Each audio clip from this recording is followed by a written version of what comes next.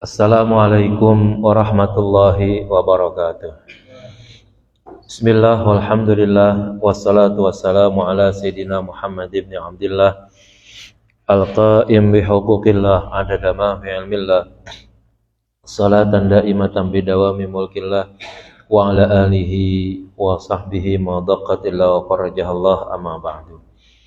Qalu subhanaka la ilma lana illa ma 'allamtana innaka antal alimul hakim. Wala haula wala quwwata illa billahil aliyyil azim. Rabbi shrah li sadri wa yassir li amri wahlul 'uqdatam min lisani yafqahu qawli. Rabbi shrah li sadri wa yassir li amri wahlul 'uqdatam min lisani yafqahu qawli. Rabbi shrah li sadri wa yassir li amri wahlul 'uqdatam min lisani yafqahu qawli bi jahi Sayyidina Muhammadin sallallahu alaihi wasallam. Ila hadratin Nabil Mustafa Rasulullah sallallahu alaihi wasallam, ila hadrati ashabil kiram, wala hadrati al-mu'minin, wala hadrati jami'a ilahi ta'ala min masyarikil adila magharibiha, wala hadrati Syekh Abi Abdul Mu'ti Muhammad Nawawi bin Umar Ajawi al-Bantani, wala hadrati Syekh Imam Al-Habib Sayyid Abdullah bin Al-Husain bin Dahir bin Muhammad bin Hashim Ba'alawi, wala hadrati abaina wa ummahatina wa ajdadina wa jaddatina wa amamina wa amatina wa akhwalina wa khalatina wa ikhwanina wa akhwatina wa qarabatina wa jiranina wa man habba wasana ilayna wa lidabil huquqi alayna wa li zawjatina wa auladina wa banatina wa dhurriyyatina wa jami'il muslimin wa li jami'il muslimin wa muslimat wa mu'minin wa mu'minat syai'ulillahi lana wa lahumul fatihah.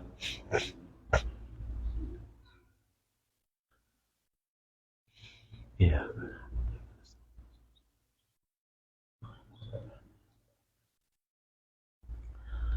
Kita lanjut halaman 204. Bismillahirrahmanirrahim. Qala al-muallif rahimahullahu ta'ala wa adaman naf'a bihi wa bi'ulumihi fid dharain. Idza kana al-maitu musliman, jika keadaan mayit tersebut adalah muslim. Hubungannya dengan yang di atas tuh, memandikan mayit, mengkafankannya dan menyolatkannya serta menguburkannya itu hukumnya fardu kifayah. Kalau kalau mayitnya adalah muslim. Empat-empatnya itu wajib, ya, nggak ada pilihannya. Selagi normal kondisinya itu empat-empatnya wajib dikerjakan. Kalau mayit atau orang yang meninggalnya adalah muslim. Kalau udah orang meninggal, jangan ditanya-tanya dah. Yang penting Islam gitu ya. Orang udah mati tanya-tanya ya kan. Yang penting ketika dia mati, tidak ada tanda-tanda dia keluar dari Islam, maka itu adalah husnul khotimah paling rendah. Ya, husnul khotimah pokoknya dia dalam keadaan Islam. Udah selesai itu.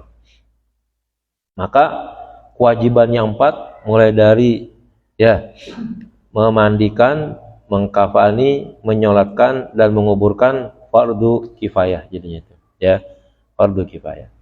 Nggak bisa ditawar-tawar, itu harus ada orang yang bertanggung jawab. Nah, berarti nanti kalau seandainya non-muslim, non-muslim berarti nanti banyak yang kurang tuh, paling tidak kagak disolatin, gitu aja.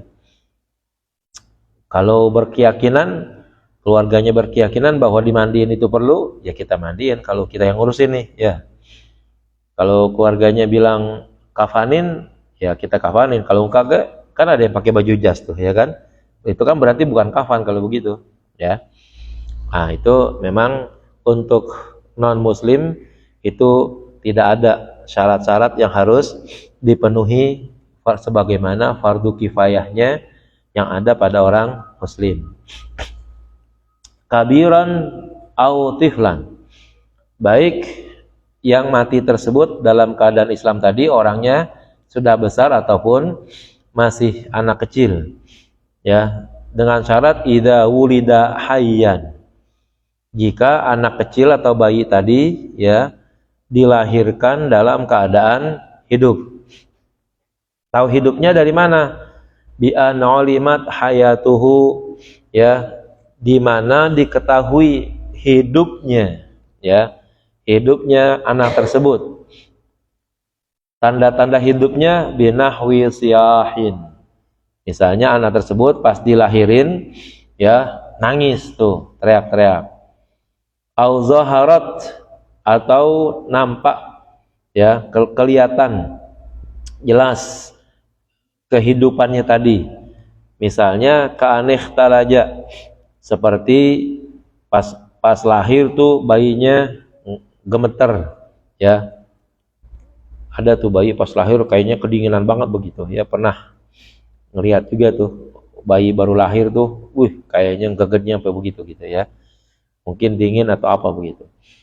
Au taharraka, atau bayi tersebut ya banyak bergerak ba'dan fisalihi, setelah terpisah dari rahim ibunya. Nah, itu tanda-tanda daripada bayi tersebut dinyatakan hidup. Kalau ada tanda-tanda tadi, nah maka bayi yang kayak begitu statusnya sama orang dewasa, ya, wajib dimandiin, dikafanin, disolatin, kemudian dikuburin.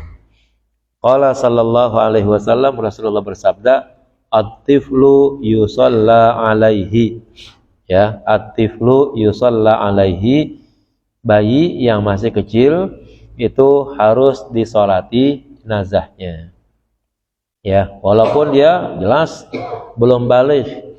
Pokoknya tanda-tanda bahwa dia itu bentuknya orang lah paling kagak tuh, ya. Wabil khusus lebih ini lagi kalau dia lahir memang sudah maksanya tuh, masa waktu kandungannya tuh cukup gitu, pas ya. Kemungkinan besar bentuk tubuhnya memang udah berbentuk tubuh manusia, ya. Kalau udah nampak seperti itu, nah berarti dia lahir lalu kemudian misalnya dalam waktu singkat mati gitu ya. Tanda-tanda kehidupan juga ada. Sudah, berarti wajib dimandiin, wajib disolatin, wajib dikafanin dulu ya. Wajib disolatin, nah kemudian baru ya dikuburin. Hada idza nazala qabla tamami sittati ashhurin wa lahzataini. Ketentuan ini apabila bayi terlahir sebelum sempurna masa 6 bulan ditambah ya 2 menit katanya. Amman nazilu ba'da dzalika fakal kabiri mutlaqan. Adapun yang lahir ya setelah itu lebih daripada 6 bulan, fakal kabiri mutlaqan, maka statusnya sama dengan orang dewasa secara mutlak. Secara mutlak berarti semua yang menjadi kewajiban ya sebagai fardu kifayah itu wajib dikerjakan.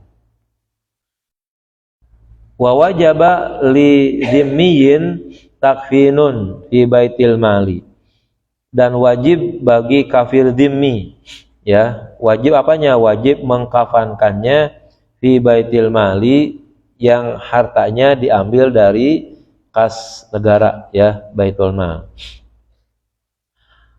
Kafir itu nanti ada kafir harbi, ada kafir dhimmi.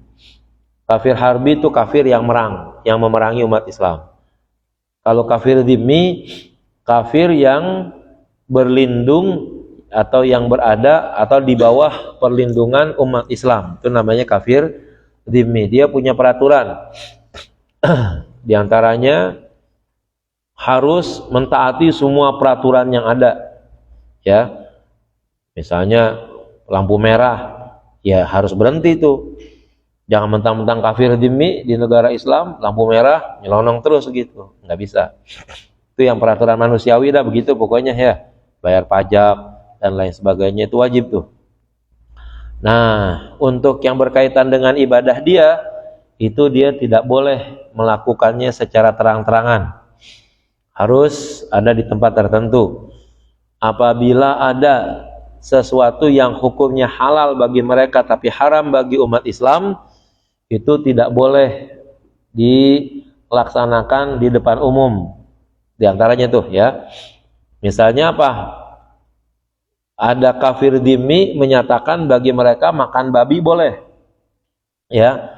Maka kalau dia berada di pemerintahan Islam gitu, maka makan babinya wajib di rumahnya, ya, nggak boleh di luar rumah, wajib di dalam rumah.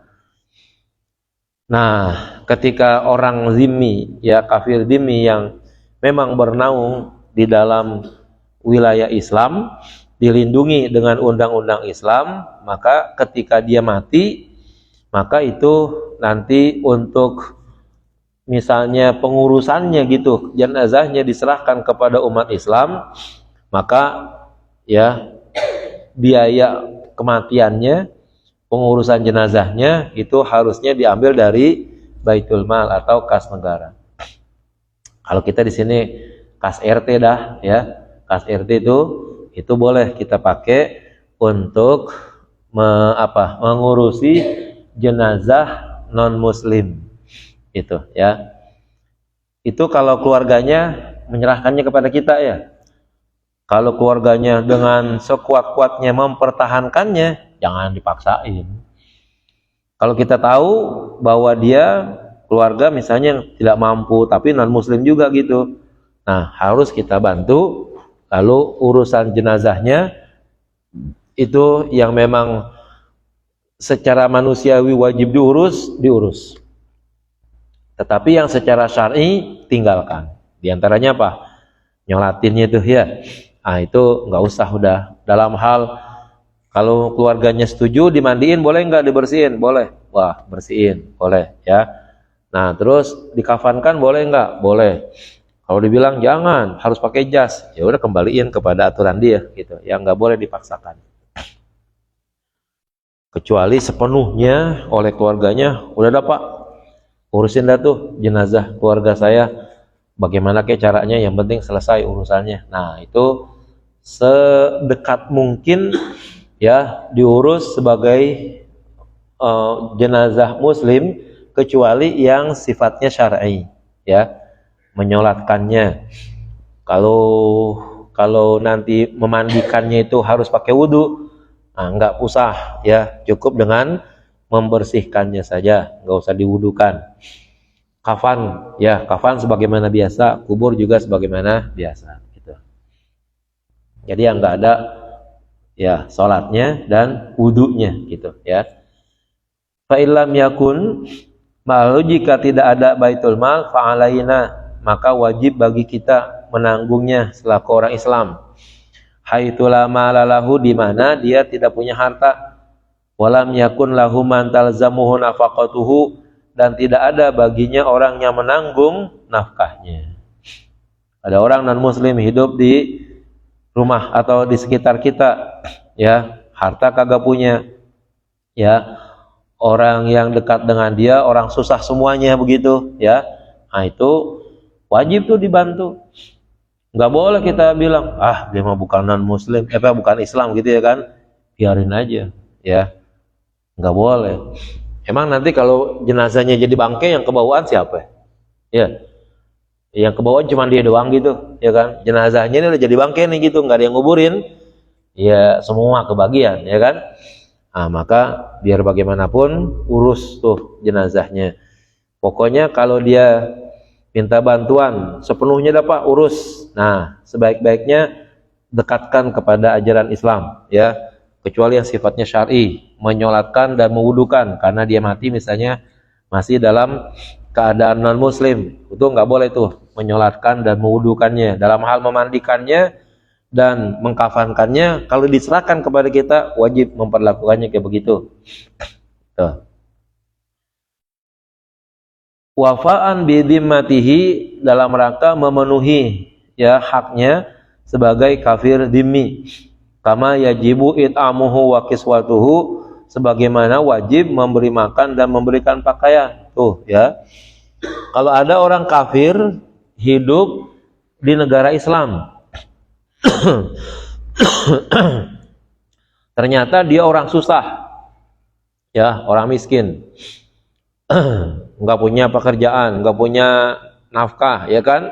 Tuh ngasih makannya, ngasih pakaiannya wajib, ya. Nggak boleh dia, ya, dalam keadaan telanjang berkeliaran sementara di sekitarnya banyak orang yang tahu. Lalu kita bilang biarin aja dia non muslim, mau telanjang kayak mau apa kayak, nggak boleh, ya. Jangan dilihat dia non muslimnya, tapi dilihat dia adalah manusia yang wajib ditutup auratnya. Wadafnun, dan menguburkannya, ya, 5 marra sebagaimana yang telah lewat. Wa wajaba, dan wajib lisiqtin, bagi bayi yang berguguran, bagi bayi yang keguguran. Wa huwallazi saqata min batni ummihi qabla tamami 6 ashhurin, yaitu yang gugur dari kandungan ibunya sebelum sempurna 6 bulan, ya. Mayitin, yang wafat, yang mati. Wa huwallazi lam tazhar fihi amaratul hayati, ya, yaitu yang tidak nampak tanda-tanda kehidupan, ya. Wajib bagi bayi yang keguguran mati, ya, dimana pas keluar dari rahim kandungan ibunya udah nggak ada tanda-tanda kehidupan tuh, ya. Walakin zahara khalquhu, akan tetapi nampak bentuk, ya, bentuk apanya, bentuk manusianya begitu, walaupun mungkin belum sempurna. Bi anta khattata, ya, dengan seumpamanya terdapat bentuk, ya, bentuk tubuh. Takhattata itu asalnya daripada kata khittah, yaitu garis-garis besarnya. Pokoknya bentuk manusia secara kasar tuh, ada pala, ada badan, ada tangan, ada kaki, lengkap tuh, itu namanya takhattata, tapi keguguran. Sawaun balagha arba'ata asyurin amla, apakah sampai usianya 4 bulan atau tidak. Apa yang wajib? Ghuslun wa kafnun wa dafnun wala yusalla alaihima, ya. Wajib dimandikan, wajib dikafankan, wajib dikuburkan, tetapi tidak wajib disolatkan bagi keduanya, ya. Keduanya siapa? Kafir zimmi dan bayi yang keguguran. Ay tahrumus salatu ala dhimmi wasiqtil mayiti, yaitu haram melaksanakan salat atas atas orang kafir dhimmi dan bayi yang keguguran dalam keadaan mati. Jadi kewajibannya berkurang tuh, ya. Salah satunya tidak boleh disalatkan, itu aja. Yang lainnya masih utuh, ya, memandikan, mengkafankan dan menguburkan masih tetap. Hukumnya wajib tuh, ya. Gua udah mandiin, gua udah kapanin, kuburin dah tuh. Jangan, ya. Kalau di keluarganya cuman ada 2 orang gitu, gimana nguburin 2 orang, ya kan? Ya, susah. Harus dibantu. Hal-hal yang kayak begini karena nanti ruginya kalau ada apa-apa bukan dia doang yang rugi jadinya, bukan dia doang yang terkena bahaya juga orang yang ada di sekitarnya gitu. Jadi kalau udah orang wafat, ya, sehebat-hebat dia, sekuat-kuat dia, seapa dah, pokoknya harta yang paling dia miliki, cakep, hebat, segala macam, pokoknya wajib disegerakan pengurusan jenazahnya, ya. Nggak boleh atas nama nih jenazah belum ngawinin anaknya nih, kan ada tuh, ya. Jadi akhirnya jenazah ditaruh di tempat kawinan anaknya, katanya sebagai saksi. Lah, udah mati jadi saksi. Yang hidup aja, ya, yang hidup aja belum tentu layak jadi saksi. Ini udah mati dijadiin saksi. Pernah tuh pada waktu itu di salah satu keraton Jogja tuh, ya, ada anaknya yang memang mau kawin, ya, udah direncanain tanggalnya, tapi pada waktu itu salah satu pembesar kerajaannya tuh mati, ya. Akhirnya nunggu waktu anak itu nikah dulu gitu, ya. Dibawa di tempat, ya, di tempat pernikahan anaknya, Di situ kemudian dinikahkan di samping jenazah begitu. Itu pentingnya apa dia ada di situ tuh, ya. Kagak penting, nggak boleh lagi begitu tuh. Ya, masa orang mati dibawa ke acara pernikahan gitu ya. Sama tuh, kayak kita juga banyak sekarang tuh turut mengundang Haji Hasan almarhum, ya, Ibu Rodiah almarhumah. La ilaha illallah. Kok yang ngundang udah pada mati semua? Udah pada mati sih ngundang aja ya kan, gimana hidup orang. Aduh, kalau yang udah mati udah lah, jangan disebut-sebut kiai ke ustaz ke yang ada di kampung situ sebutin ya kan. Ini kagak ngkongnya udah mati masih ditulis aja almarhum ya kan. Wah, gile bener dah. udah mati masih diajak turut mengundang. Yang hidup ya enggak kudu mulia kali yang namanya turut mengundang ya kan. Taruh dah abangnya, pamannya, itu kan masih keluarga tuh, masih hidup, itu aja sebutin mendingan ya. Taruh dah paling kagak itu ya kan, itu cakep daripada ya Bapak Haji Hasan almarhum, Bapak Haji Husin almarhum, Ibu Hasan almarhumah. Innalillahi, orang udah mati disuruh ngundang ya kan itu. Jangan ya.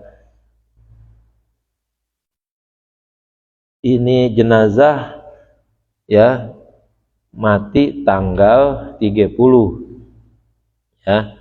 Bulan genap tinggal 31 ya. Itu ndak penguburannya gara-gara nungguin gajian turun.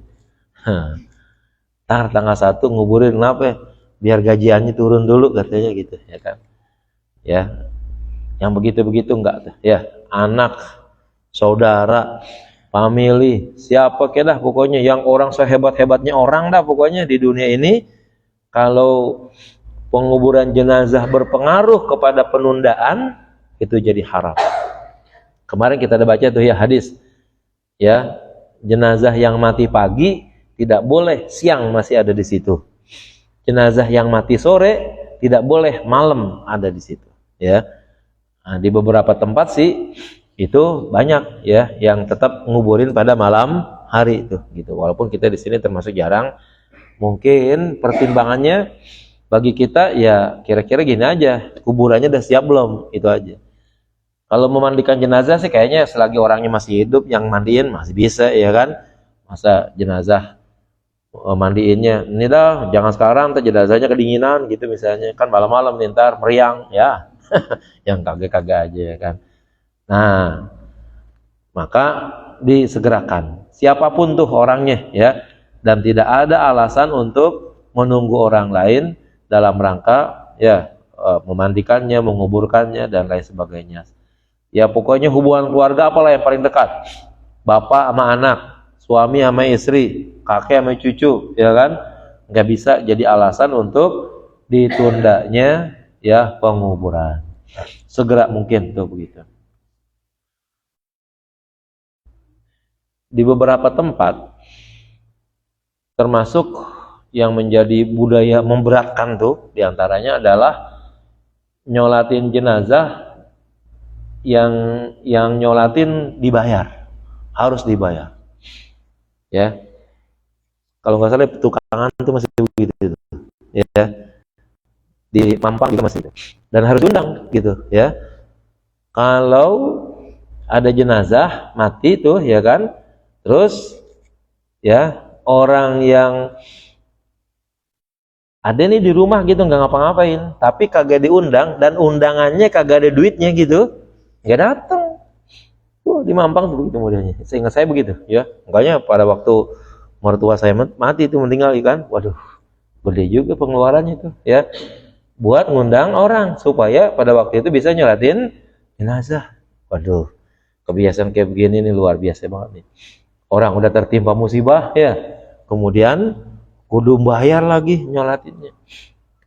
Jadi akhirnya kelihatannya tuh bukan menggugurkan kewajiban, tapi menggugurkan gengsi jadinya ya.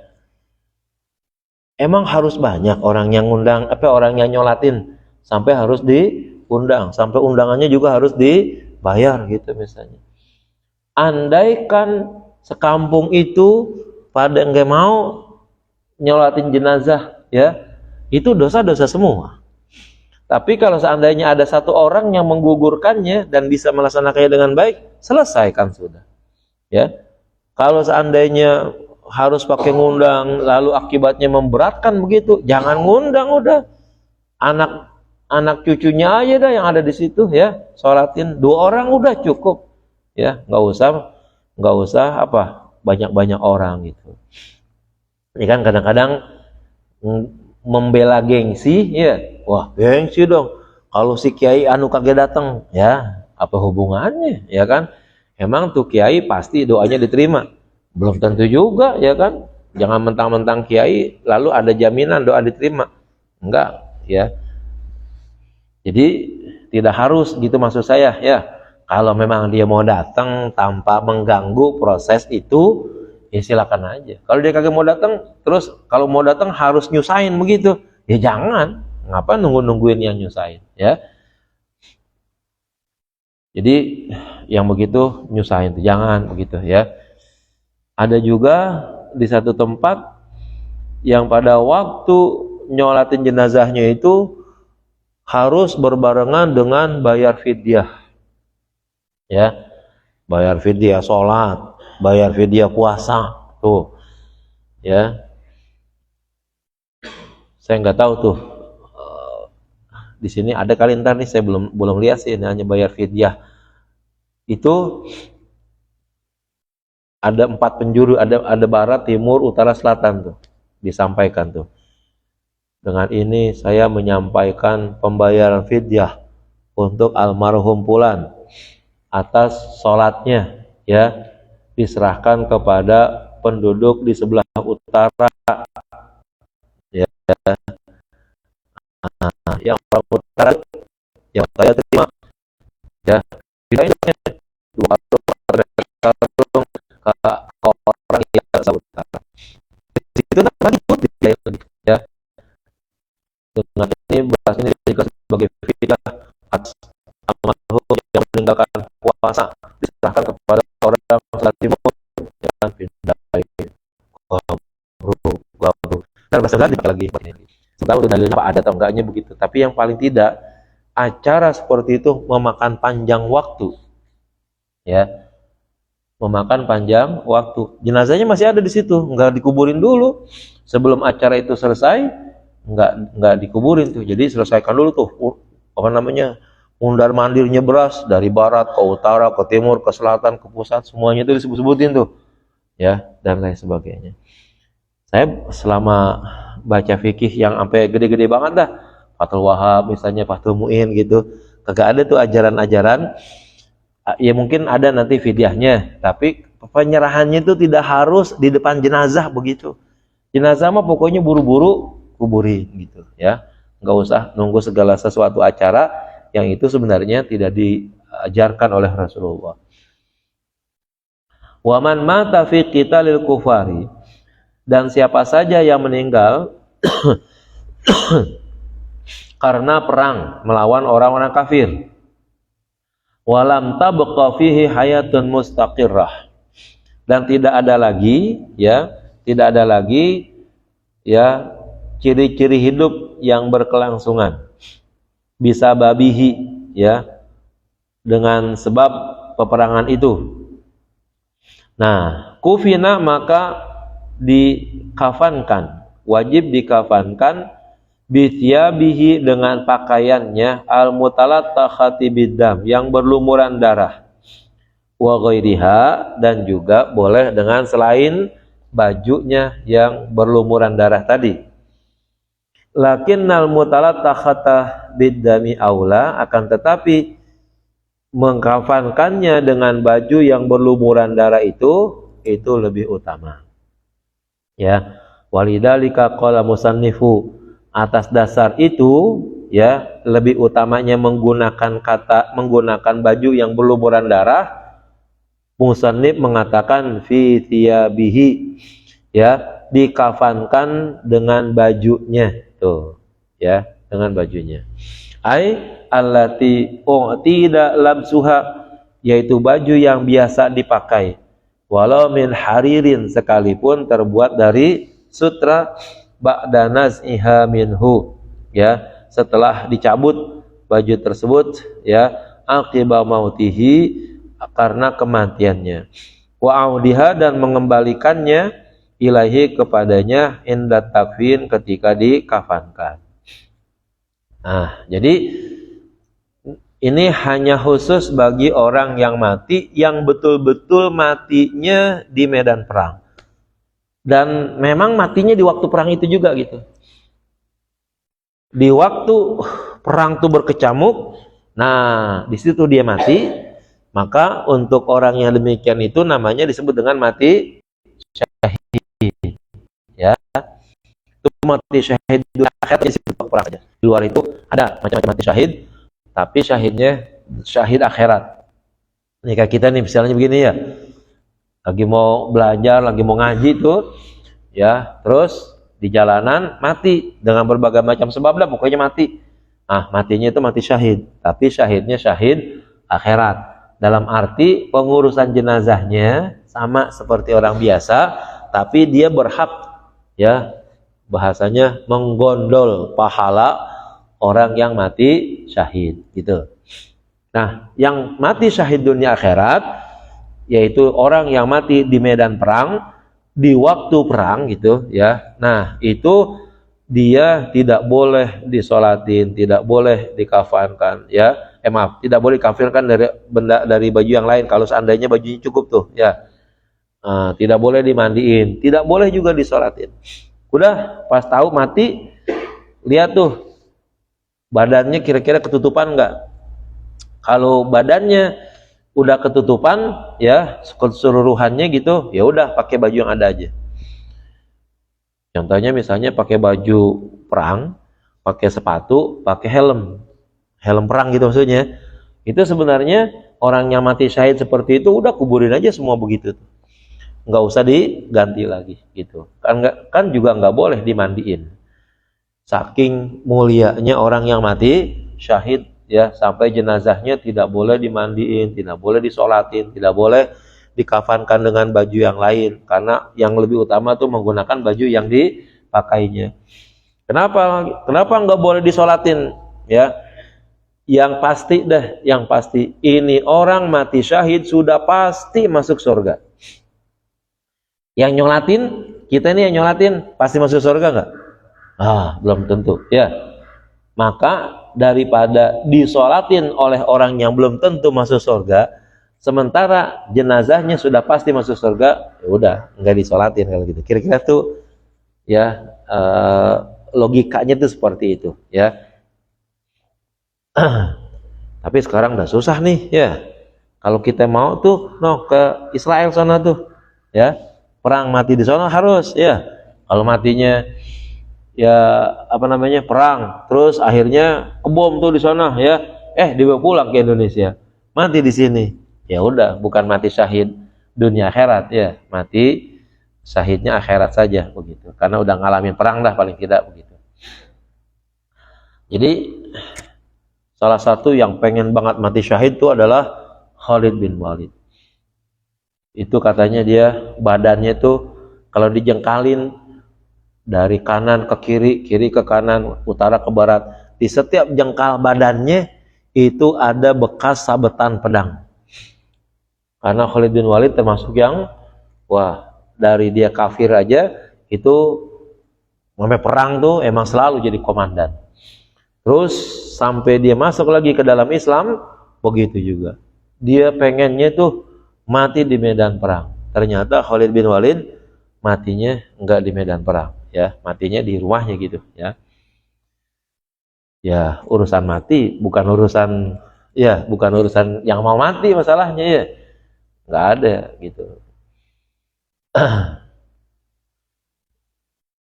Dulu orang pergi haji kalau udah tua-tua itu ya banyak tuh. Doain gue ya katanya biar mati di sono.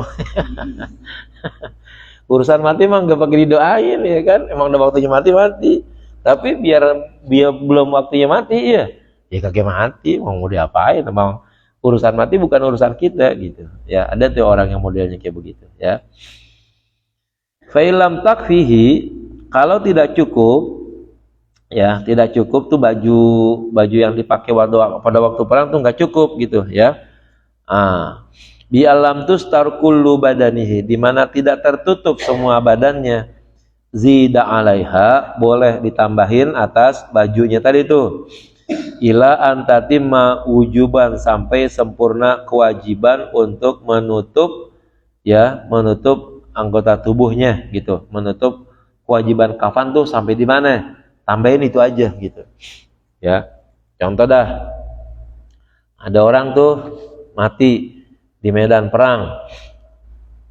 Tapi pada waktu mati ya, itu celananya pada robek gitu misalnya. Karena apa? Karena dibacok sama musuh gitu misalnya, atau mati perang tapi perangnya ya pakai senjata yang mampu membakar begitu ya, ternyata dia termasuk yang terkena senjata bakar tadi itu. Pas dilihat bajunya pada kebakar gitu misalnya. Nah kan itu berarti bajunya itu tidak mencukupi untuk menutup badannya. Nah kain kafan utamanya itu adalah baju perangnya tadi itu. Lalu yang lainnya kalau seandainya itu baru ditambahin ya. Jadi baju perangnya tetap harus dipakai ya, dijadiin kafannya. Nah, yang lainnya nanti baru dah tuh ditutup dari bagian luar dengan kain kafan yang sempurna begitu ya. Wa yajibu talibun nas'iha minal warasati, dan wajib orang yang meminta pencopotan pakaian itu berasal dari ahli warisnya ya, alal aujahi, menurut pendapat yang paling kuat. Afadahu Ibnu Hajar, demikian dijelaskan oleh Imam Ibnu Hajar. Nah, kalau seandainya ada orang matinya mati perang ya, maka yang patut misalnya untuk mengganti ya dan mencopot baju-baju yang ada pada badannya tadi itu, misalnya saja dah masih ada sesuatu yang berharga di pakaiannya, nah itu yang meminta untuk mencopotnya adalah dari pihak ahli warisnya. Contoh, di dalam bajunya misalnya ada duit, ada dompet ya dan lain sebagainya yang mungkin berisi uang, nggak boleh itu yang tuh dikuburin, karena itu masih bisa diambil manfaatnya ya. Cincinnya atau mungkin jam tangannya atau apa saja yang nempel di badannya itu dimintakan dulu oleh ahli warisnya supaya dicopotin ya. Itu yang memintanya adalah ahli waris ya. Kalau seandainya ahli warisnya nggak ada, ya udah lihat aja dah barang apa yang masih bisa bermanfaat untuk orang hidup ya, ambil ya. Nah nanti yang sudah tidak lagi bisa dimanfaatkan untuk orang hidup udah, contohnya ya kaos kakinya ya, pakaian celana panjangnya, bajunya, topinya misalnya, petnya gitu misalnya, dia perang pakai pet gitu misalnya. Nah itu udah ya diserahkan atau dipakai untuk menutup jenazah itu sendiri. Kenapa? Karena dia matinya mati syahid. Ada yang mengatakan begini, andaikan yang terbuka itu adalah bukan aurat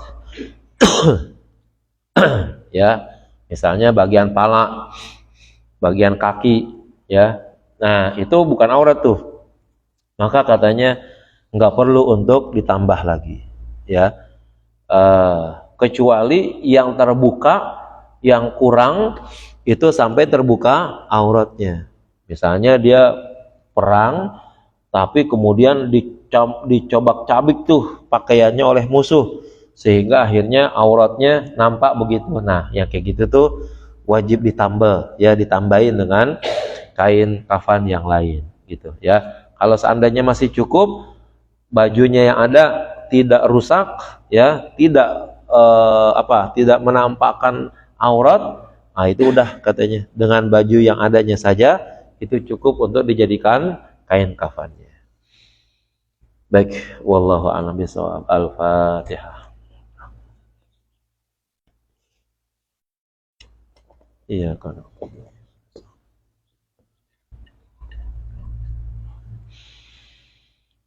Bismillahirrahmanirrahim. Alhamdulillahirabbil alamin. Allahumma shalli ala sayidina Muhammad wa ala ali sayidina Muhammad. Allahumma arzuqna fahman nabiyyin hifzal mursalin wa sana'atal hamal malaikatul muqarrabin. Allahumma anfa'na bima 'allamtana wa 'allimna ma yanfa'una wa 'allimna ma jahilna. Allahumma ja'alna wa auladana banatina wa dhurriyyatina min ahli wal khair wa la taj'alna wa iyyahum min ahli syarri wad dair. Aftah qulubana wa quluba mutal 'arifin wahdina wa iyyahum siratal mustaqim siratal ladzina an'amta 'alaihim ghairil maghdubi 'alaihim waladdallin. Rabbana atina fid dunya hasanah fil akhirati hasanah wa qina adzabannar. Sallallahu ala sayyidina Muhammad wa ala sayyidina Muhammad walhamdulillahi rabbil alamin. Mohon maaf. Assalamualaikum warahmatullahi wabarakatuh.